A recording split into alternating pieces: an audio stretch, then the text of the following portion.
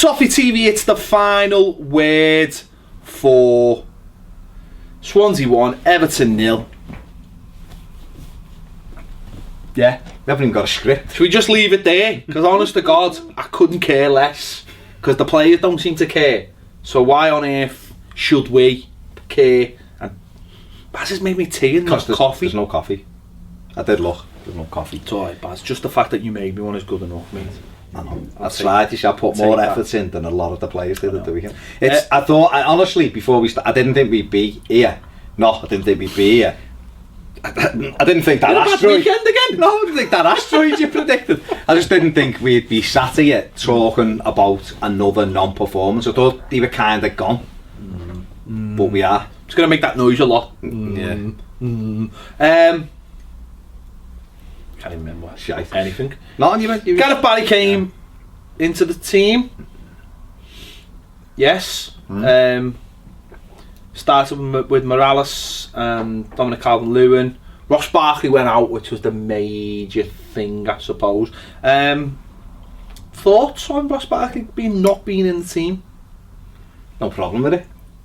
Didn't think he played particularly well at West Ham or against Chelsea, so I had no problem with him trying to freshen it up. The only thing I'd kind of look at is, again, just like saying, it's just like, I don't want to say circle of shite because I think they've moved on from that, but there was subs there that, I know, listen, we talked about it. You're quite camp when you do that. I do. I have no issue with that at all. No, I haven't, but just, but I would have liked to have seen a formation change because I think we said it last week, didn't we? It was an opportunity to throw a couple in. And no, I definitely think something needs to be changed, and if it was something needs to be changed, it sounds stupid, but we're almost in a. It's another circle of players now. I'm not going to call it a circle of shite because it's not. It's just another circle of players now. Because we've got very few players now left at the end of the season with so many with Seamus Coleman being injured. We've got half a dozen injuries. Yeah, even with the likes of Foons Mori being injured, there's not much you can do to freshen her up. It's the same players coming in and out the side. So all that leaves you is youth. Now, all right. Well, let me just ask you this one then before you go and all that. Why not Lookman? Who was used at a time when we needed points? Listen, I don't know. It's a bit strange, but there's obviously a reason, and there has been. Why's Calvert-Lewin? Because he loves Calvert-Lewin. No, listen, players get favourites, Baz. You know this. Moyes loved Anachabi, and people couldn't understand. He likes Calvert-Lewin. He wants him to do a job. He feels like he can do a job. We mightn't see the things that the manager asked the player to do. I'm just saying, he likes him in that role. He obviously feels like. I think what it is he likes him out there because, and this is the reason that he likes him over Lookman is, when we play away, he clearly likes us to be tighter, compact, more conservative, more of a shape, and he feels like Calvert-Lewin can do that. Lookman's a off the cuff player. Now, Lookman might be having other issues. He might be doing it in training. I don't know. You know what I mean? I don't know, Baz. Calvert-Lewin might be great in training. This has got. And this is doing a lot of things right. So this isn't me bagging him out because I think he's a good. I'm not one of these on Twitter who can't have him and all that. I think he's a good player. But I still think he's very raw. But the one thing I think it's doing to him is it's like, it's just Satan. I think it's taking his confidence away. It's making people judge him. And it's not letting him produce his best. If you're going to play him, drop Rom and play him down the middle and go, well, a couple of games, it doesn't matter if Lukaku plays or he doesn't. Play him as a centre forward. But Lookman come on at half time against West Ham in a game when we were still very much allegedly chasing 5th place. And then he done all right at West Ham. It only looked like we were going to score through him. Yeah. And then he's not been on the pitch again. I agree with you from that point of view, definitely. I agree. He seems to be very bright and very forward thinking when he gets the ball. We don't have enough players in the team like that. Everything is side to side or over the top or keep passing to the death, where Lookman will come for the ball and then go between players, and he is something different. And he could have made a difference in this game, and these are the games where you've got to start looking at that and thinking, what can you do? And I mean, it obviously feels like, he came into the team and there has been like a massive drop off, hasn't there? Like from the early sort of thing. I mean, no one, maybe we were all expecting too much too soon, and the form of the team has allowed the manager to just sort of put him to one side. We don't know. We won't see the best until next season anyway, so that's fair enough. But he is picking from a very small circle, and I think till the weekend, well, up to the weekend, I think he still probably felt like he had half a chance that if we won those 2 games, we could go into the final game of the season, being able to chase, being able to stop Arsenal, get above Arsenal. That's gone now. We can see that's gone with only having the 2 games left. But that doesn't excuse. I mean, the players themselves. I thought for the first 20 minutes we were fine. We kept the ball well. We quieted the crowd down. We did what we needed to do, but then we had to push on from that and start doing more. Because after 20 minutes, they started to come into the game, and really, without doing anything, they started creating chances. Because our players were just like holiday mode, pass, and without someone like Ross in midfield to actually start creating those chances, we were just didn't look like we had very much anyway. Yeah, I mean, it showed, for me, it just showed the difference. And people can go on about Barkley and you like him or you don't like him or whatever, or you want him to be better than he is, or he's not, you know what I mean? Whatever he falls into, the biggest thing is at the moment when he doesn't play, we ain't got anyone else like him in the midfield, whether he's good enough or he isn't. We haven't got anyone who takes the ball and runs it and tries to create. Got a lot of players who move it on. I thought Tom Davies was excellent. The first half, I thought, like, quite a stare at half time, because I'd done something that I never normally do, so I went on Twitter, because I thought we totally and utterly controlled the first half without doing anything, and people thought I said dominated, because we did dominate, but we just didn't do anything with it. And I think some people took that as to think I said we were playing well, and there's a difference in dominating a game and playing well. We were garbage, but it was all us. They had the goal, they scored after half an hour. It was the first time he'd been in our box.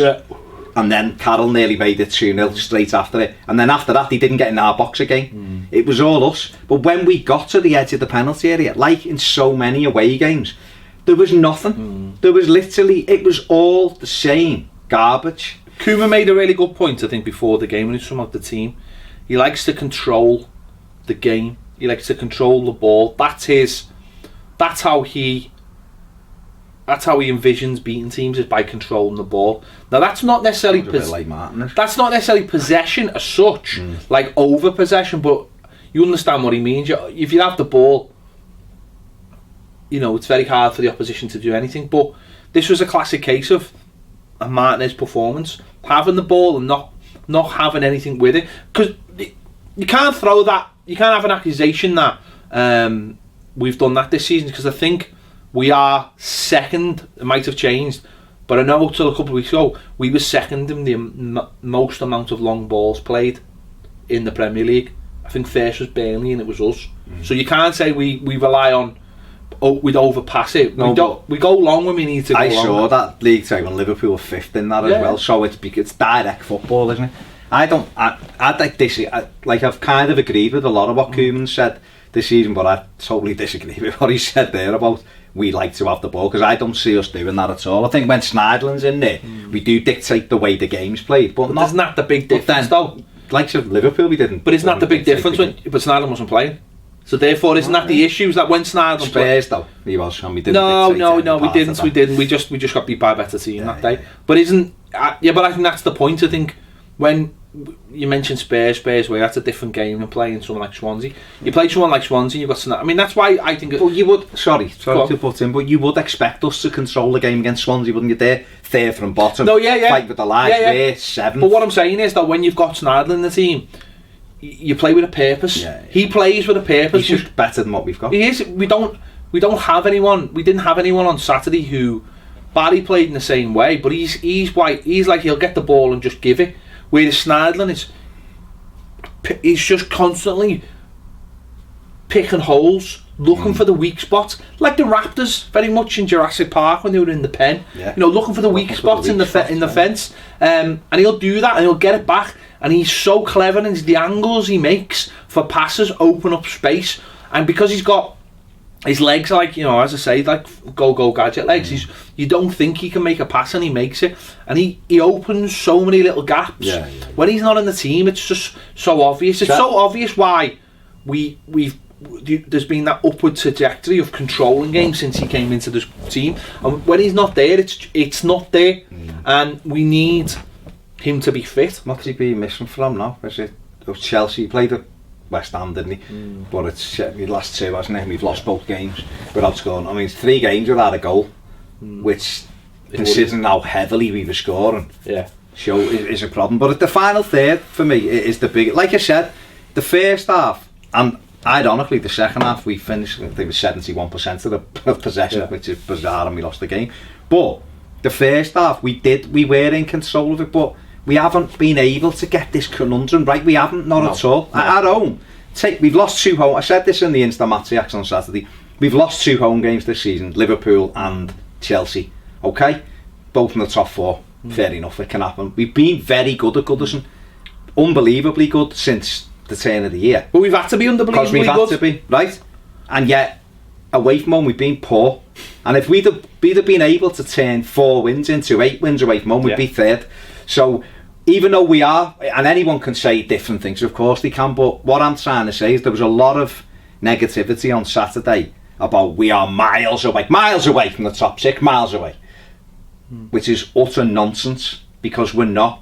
We mightn't have as shiny players as some of those top 6, but we can't possibly be miles away if we could have bridged that gap. I think we're miles away in terms of beating those teams regularly, but we're not miles away in terms of, and I've said this before, and it's funny because I was on the social club before, we were talking about Mourinho and how you organise a season, and Mourinho's the master of going to the big teams around them, parking the bus, and going everywhere else and winning. And that can win you titles. It really can win you. You don't have to beat the teams around you to win the title. No, but so we could be in the top 4, but not be as good as the top 4. Oddly enough, by beating shite teams. Yeah.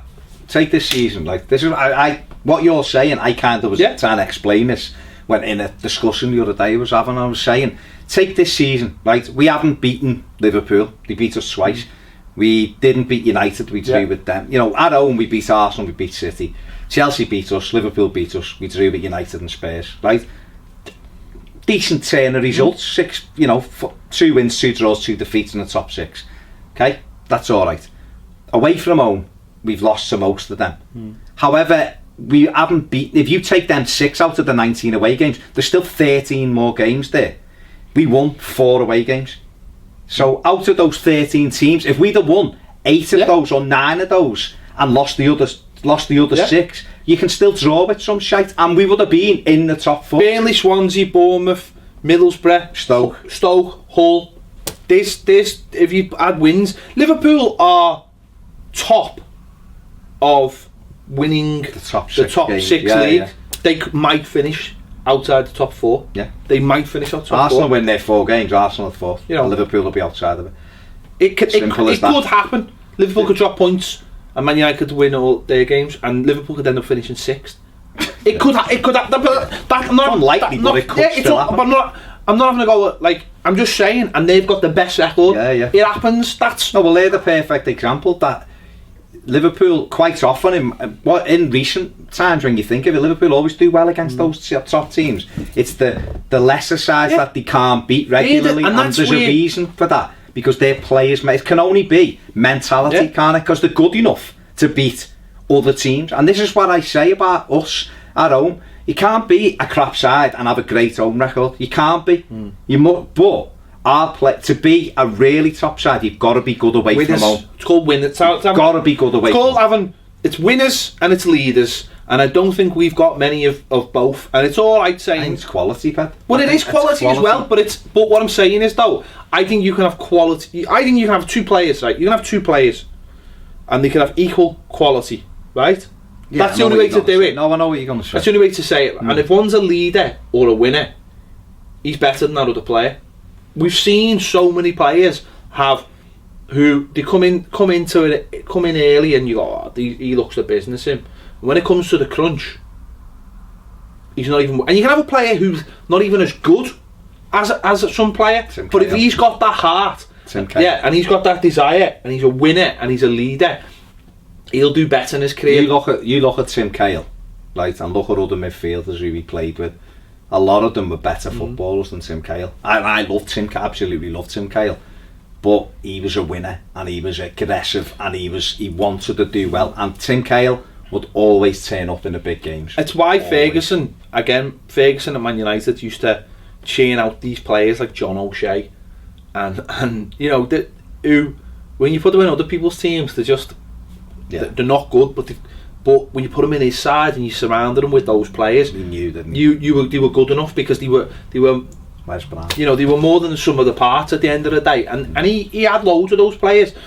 We've got players at the moment, and you look at them and you go, oh, I've had a great career, this and that, and you go, but ultimately they're not winners. Phil Jagielka, Leighton Baines, I love Leighton Baines, but he's not a winner. And the reason I think he's not a winner and doesn't have that mentality is because he for me, every time there's a free kick and a penalty, he should be walking over and going, on your fucking bike, mate. I'm the best penalty taker here. I'm the best free. It's like why at Wembley last year, he should have took that ball off from Lukaku and went, listen, on your bike, mate. I'm the penalty taker here. The other year against West Brom when we needed it, and Kevin Morales walked over, puffed. Leighton Baines should have took the ball and went, listen, I'm the penalty taker here. Fucking do one. That's why for me, when people say, when he should have took the armband last year, and he was like, well, he doesn't want it. He should want it. He should fucking want it all the time, and that's what we don't have enough at. And I love Leighton Baines. I'm not having a go at him as such. I'm just saying we don't have enough players in our team that will take the responsibility, that allow someone like Leighton Baines not to take the responsibility, and we don't have enough of them in our team. That's why for years Jags is the captain, but he's not really a captain, isn't he? He doesn't strike any. No, but he doesn't, Baz. He doesn't strike any. He's a good defender. Yeah, he's a good defender. He's a good player to have. He is, but he's not a. Yeah, but he was made the captain because. But I'm not having a go at him. What I'm saying is there isn't anyone else that will come along and does puff his chest out. This is all part of the evolution, isn't it? I think a lot of, just if you're taking like the bigger picture into consideration, it's all part of a process. Yeah, it is. Some people think that we should be higher up than what we are. You know, people are calling this hasn't been a good season and everything else, but I'm not sure what those people expected. No, because all I'm hearing is I'm hearing quite a bit from the same people as we should have done better this season, but it's gone now, so forget, because the top 6 are going to spend too much money. So what if that's the case? You may as well stop watching it. Listen, the way I look at it is, I look at that game on Saturday and it massively frustrates me, and the Chelsea game massively frustrates me. But what it does is all it does is nails down what we know. We need better players all over the park. I look at our team now and I go, we look at we want to strengthen, and I go, we need 5. For me, I think we need 5. I think we need a new goalie, 100%, obvious. We need 2 new centre halves, 2 new starting centre halves. We need a new left back who will push Leighton Baines and might push him straight out the team. So be it, if he's better than him. We need a new left. I hope you're counting properly, because there's 4. And we need a new left-sided or right-sided midfielder, someone who could play both, maybe. And so there's 5. And we need 2 centre forwards. No, I know, but what I'm saying is, I'm talking about the team on Saturday. That's what I'm saying. Saturday. I know what we need. So, but I'm saying that's okay. So Saturday, I know what we need. I know. So we had a new goalie. So say like that team. So we would have had a new keeper, 2 centre backs, and a left back to start. Someone who will push Leighton Baines. So on that team to start. So is he in the team or is he out the team? Depends how good the left back is. And then someone on the left or the right. Yeah. So you'd have still stuck with Morales and Lukaku.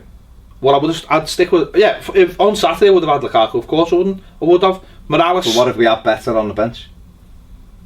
Find me better, because I don't think I'm not sure if there is, but find me better. What I'm saying, what I'm saying is, for Saturday's for Saturday, I'm saying straight away, I know what you're going to say, because I know we need other players, and I'm saying for Saturday we need 5. Well, maybe not even Baines. A central field team on Saturday. That team if I look at that team, the goalkeeper 100%, we need the keeper. The 2 centre backs weren't a problem the weekend. They was comfortable against the big dope. They had him marked up. Midfield had, alright, but that's the goalie's fault, the keeper's fault. He didn't do anything else, did he? Well, he didn't do anything else. He did beat Jagielka to the ball. He didn't do anything else, did he? No, but he did one thing and he scored. I wouldn't have Valencia probably all the time, but he can score goals, can't he? Alright, a centre back then for Jags, if it being pedantic. And Williams. Right? The problem area for us was the front 3. No, I know, but I'm just saying. I'm not gonna listen. But I'm just saying. The time's come now because he's annoyed me last night. No, let's not. We're not getting to him yet. We're not getting to him yet. What I'm saying is, we've got. I'm saying we've got straight away. We've got issues that you look at straight away and you go, we know we need better players. No, I know, but we're not there yet. We're not there yet. We're talking about this now.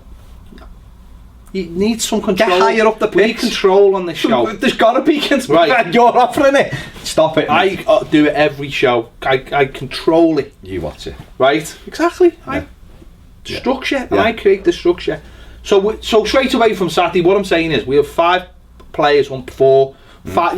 You could pick 5 probably all over the pitch if you want, right? Yeah, but but you could probably pick 5. Yeah. And so straight away you're going, well, we need that, we need that, we need that. So that for me, that tells me straight away that the manager looks at that game and he knows what he needs. He can't go and buy them now. And I hope he's already identified them.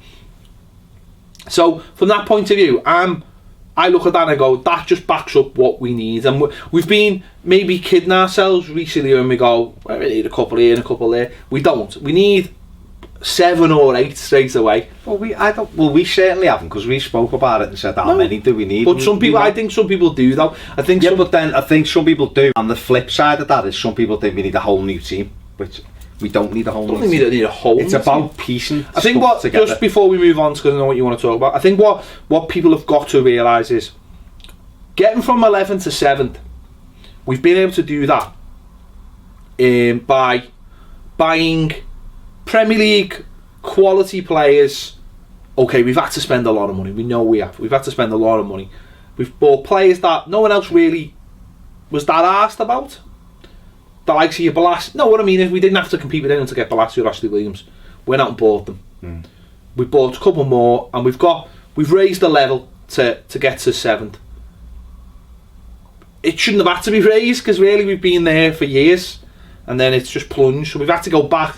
Now the gap between getting from where we are now to the level we all want to be around the Champions League places, that is going to take a hell of a lot of work, simply because the players we're after now are players that so many other clubs are after, and that's going to be the real task for him. And that's why scouting and identifying those players early is a really big thing, and that's hopefully what we're doing, and it looks like what we've been doing. So let's not kid ourselves. The team's not great. The team's done quite well to get back to where it is, but it's not a great team.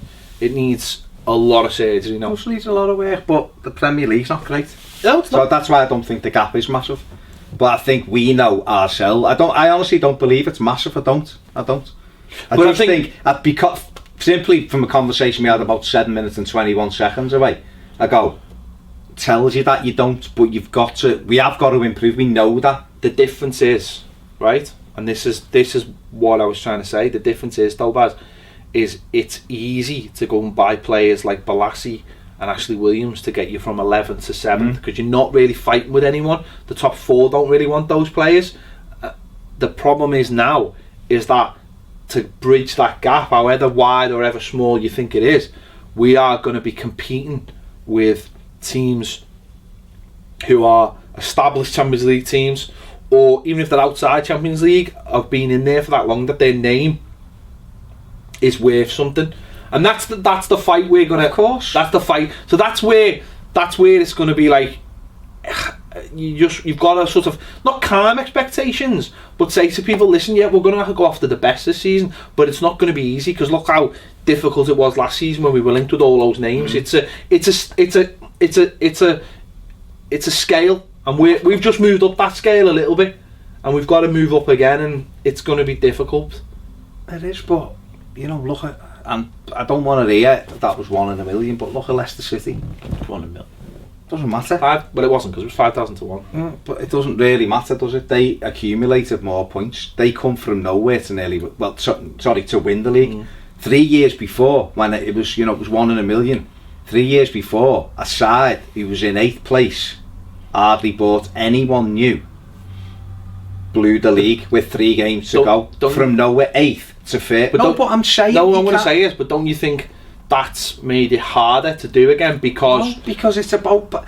Alright, look, what I think some people get lost in, or wrapped up in, is this, like, imaginary scale of where teams are and how you build this. Like, how can we climb this big mountain that's Mount Everest?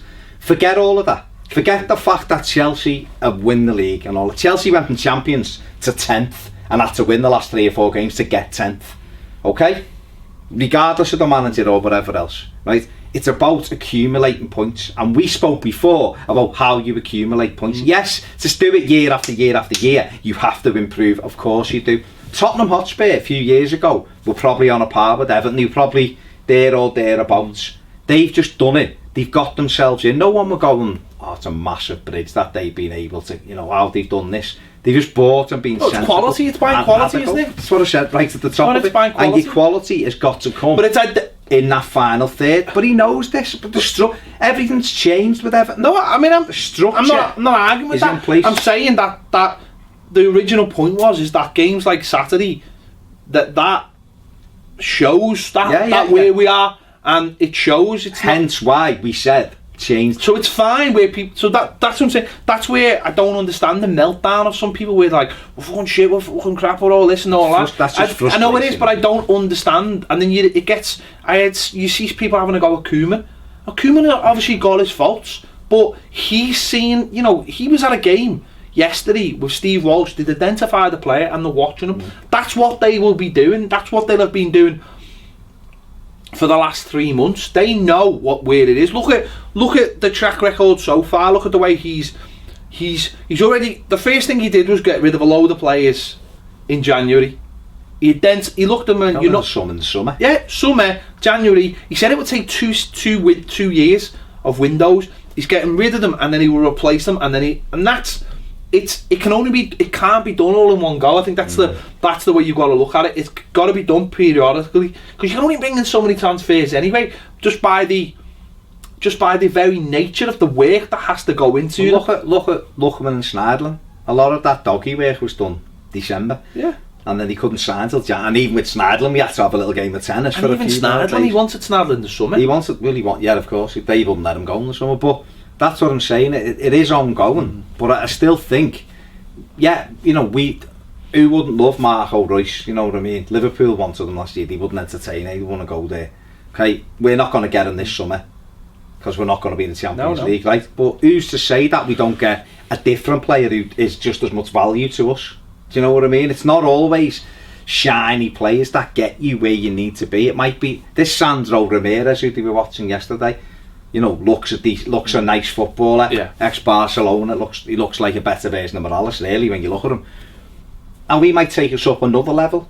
Do you know what I mean? He mightn't be the very... Chelsea might not want him, till Matt Law sees him and thinks he's alright. But he might be the one, he might be a few of them kind of players that then take us on from 7 to be able to get tighter to the others, to be involved in that. Now, of course, there's work to be done. Of course, the others will strengthen, they will, but it's a game of football. You can only play 11 men at the end of the day. You can only play 11 players. Spurs went to a bang average West Ham team on Friday night, still chasing the title, could have reduced it to 1 point and got beat. So you can lose games at any time. It's not about that. People, but too often as footy fans, we all do, we get really high when we lose and really low. Really high when we win and really low when we lose. But at this moment, they are coming into that process, and this next window will be an exciting window because it'll be an upgrade again on what we've had. But the only thing that frustrated me about the weekend was why didn't just do something different then? Because we were gonna. We lost the game anyway, playing the same thing we've been doing, but we didn't. If we had 25 chances and it was one of those days, you'd go, John Joe Kenny came on simply because Holgate was getting a lot of joy down the right, but his crosses were just weren't getting in there. And so he brought John Joe Kenny on, and his words were to him, get the ball into the box, which he done every time he got the ball. Every time he got a ball into the box, he was alright. And it was Coleman, and he was one of the reasons why we said play 3 at the back, get him as a wing back. Forget about the, you're playing wing back, you've got no responsibilities. He can get up and down, and he's a young lad. He can do that job all day for you. And I just thought maybe that's the change you should have looked for earlier in the, he should have started with it rather than, because that was the one giving us joy. But I mean, obviously, we spoke about Ross coming on and stuff, and he came on, he was a bit brighter. But again, you're looking at one man, and you're looking at someone who epitomises their performance in many ways, and that's Romelu Lukaku. You look at how, if he's not on it, or doesn't want it, or his body language, the team just is almost dictated by that. I hear Keown in the commentary have said this before, and I hear Keown and they were like, why aren't Everton, they're passing it round, and then why aren't they just getting it into his feet? And I was thinking, well man, you haven't watched much of the lad this season. For me, it was just another typical Lukaku performance, certainly away from home, when he's either frustrated. We spoke about this last week with Costa. Costa didn't have a good game, but what he did is he occupied the centre-backs. Lukaku, I think the only time he had that decent, he had the shot on, second half, he pulled wide and gets the ball. Why not do that all game? Why not say to the manager or players around you and listen, I'm going to go to the right, I'm going to get Joy all day out there, I'll come in.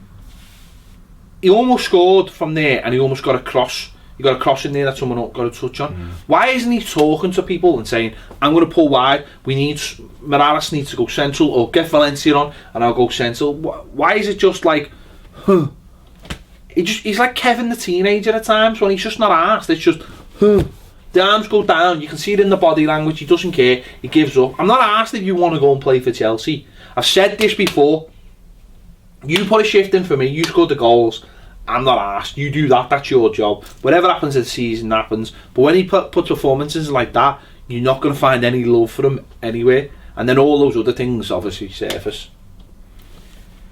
I don't know, mate. I don't know what to make of him anymore. I really don't. I know that he's the top scorer in the Premier League. He said the other week, he wants to finish the Golden Boot and all that. Harry Kane's fit again and scoring goal. You think he should have destroyed their back four at the weekend. He's good enough to destroy them on his own. But I don't know, and I don't want to think like this, but since that 100 million price tag came out, it's like it's like I don't think it knocked his confidence, because it shouldn't have done, but it's as if he's just annoyed with everything, and he hasn't been able to hit them heights, because he was absolutely flying until that story came out, absolutely banging goals in. He looked a real threat again, and the wheels have come off now. It might just have come off because he's knackered, right, and he's played every minute like he did again at the weekend of every game. He might just be tired mentally, physically, but if he's going to go and play for someone like Chelsea, who play 65 games a season, he's got to be on it. He'll have to be on it every single week for them, because they won't have it. He won't have a performance like I can't see it drag him off. Now, okay, he might say, well, I wouldn't play like that for Chelsea. I don't know. And if he's making that kind of, if that would be an answer, then I would suggest he shouldn't be playing for Everton. Because when you pull that blue shirt on, or any shirt for your club, you should be given everything you've got. Yeah. Saying that, the quality around them isn't good enough. But you're right with the quality not around them. But surely isn't that the stick that people use to beat him, is that regardless of the quality around you, you have to rise above. You have to rise above that and make an impression and do things that help your game. Like we've just spoke about, immediately when we've seen it a couple of weeks ago. I think we played against West Ham as well. The minute he pulled wide and picks the ball up and starts running, the people, defenders are gone. And also that's a selfless act as well, because if you what you're doing is you're going out wide and saying, well, maybe someone else can go in the middle and get a tap in from what I create. But it's that reluctance. Now maybe he's young and he hasn't sort of identified that, but you think he isn't that young. He's 24. Played a lot of games. Played international football. Was at Chelsea long enough, has been at Everton long enough to know that when, you know, if something's not going for you in a game, change it. Change it, And I seen you tweet before about Rennie Mullenstein saying about, you know, Man United being linked with him and saying, well, it's great that he scored the goals. Now, before I just say my next bit, I know there's a caveat because everyone's like, well, what do you want? You know, do you want him to be like running into the channels all day and being a dog? But what he was saying was, it's great that you score goals, but at the highest level you need that intelligence to be able to just change your game a little bit and not be like a one-trick pony, because at the very top the best defenders will know how to stop you, you know, and if you don't show, because I was saying this before, I was doing it on your comments, why will he suddenly go to Chelsea or Man United or whoever and start doing things that he hasn't been doing at Everton? I can understand him going to Chelsea or Everton or Man United and getting better service and better players around him, but why would he suddenly start running around more or going wide more? Well, he might do for Chelsea because he's got a point to prove, hasn't he? But and do you know what I mean? I understand that, but if it's not in his game, no, well, he won't do it naturally. But I think I get and I might be reading them all wrong. I've never ever sat with him. I don't know anything about him other than what he lets you know. Yeah. Right? But I always get the impression with Lukaku that he just thinks he's too good for us.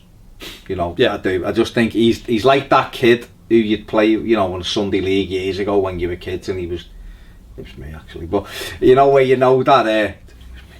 Now, you know, the kid you see and he's really good and he knows he's really good and everyone else panders to him, and I think that's what it's like at Everton with Lukaku. I think he knows he's the top scorer, he put the ball in the net, he's a brilliant goal scorer, but I think in his head, he just thinks he's better than us, and he's waiting for that Chelsea bus to come and take him, and then when he goes there, he'll give a bit more, because then all of a sudden, from being the big I'm the kingpin here, he'll have to prove himself. But I worry about that though. I don't worry, it doesn't keep it up at night or anything. I'm just saying, for him, my issue for that is that if he suddenly becomes a small fish in a big pond, that's gonna, and you can't switch it. That's not gonna be. And someone like Conte, who won't put up with it, who doesn't. I know there's talking papers going, Conte's made him his number one target. I'm thinking, he's made Conte number one target. Conte's not made Lukaku number. I don't care what anyone says. Morata, Belotti, Sanchez, maybe does want Rom. I don't know. I mean, I just mean for us, it's. And there'll be a lot of people watching this who love Lukaku, and they'll be like, don't have a go at him, no one give him the ball. Fair enough, that everyone's entitled to their opinion. And I know that you're a Rom lover and all that, and I think he's a great goal scorer for us. But I've said to you before, when he goes, I will just be like, yeah, he's been a great goal scorer, but he's not going to be someone who I'd pine for. I understand. I understand what you're saying. Just very quickly, because Gylfi Sigurdsson didn't have very good. I mean, he didn't. Not that he didn't have a good game. He just wasn't in the game. Infectious, and he didn't get involved. I thought it was a performance, like you said, that mirrored some of Ross Barkley's performances, right? Yeah, go on. And I think if he'd have had the blue shirt on, the fans would have destroyed him. But he's got loads of quality. Do you know what annoyed me before we wrap it up? What annoyed me was that when they knew that Hull had got beat, I was expecting them to come out and steamroll us. It was just like, first 20 minutes we were dead flat, and then they scored. I was just like, you dickheads. Near the end, the fans had a go, didn't he? But and then the last 10 minutes they were holding on. I'm thinking, imagine we were 1-0 up at Goodison Park in that important game, and the opposition would be flying at us. Yeah, we were just passing. And we were just oh shite. Anyway, can't really talk any more about it because I can't be bothered. And we need to go to Goodison anyway. But some winners. It's the under 23s and that. Winners. This will already be out, and we'll have already be and we'll be doing the live stream from Goodison. So there you have it. Thanks for watching Toffee TV. Let us know in the comments as ever on this game. Anything we've talked about, Romelu Lukaku improving the team. We've just wasted about 4 different videos we could have done in this one video. We'll do them anyway. Thanks for watching Toffee TV. We'll see you later.